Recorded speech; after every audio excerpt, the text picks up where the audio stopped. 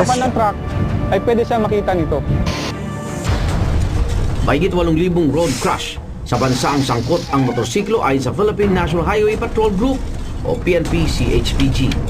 Ilang pasaway sa kalsada rin ang naitampok ng aming programa ngayong taon. Marami sa mga lumabag sa batas trapiko nalagay sa peligro. Kabilang narito ang salpukan ng isang kotse at isang motorsiklo. Kahit sinubukan pa ng rider na huminto, nag-head-on collision ang dalawa dahil sa bilis ng takbo ng kotse. Yung tumama po yung mukha ko sa hood niya, nawala na po ako ng malay nun. Hindi ko na po alam kung saan po ako napadpad.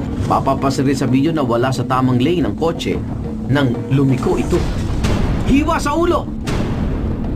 Sugat sa hita, binti at bali sa balakang tinamo ni Alberto. Base sa Traffic Accident Investigation Report ng Quezon City Police District, lasing ang driver ng kotse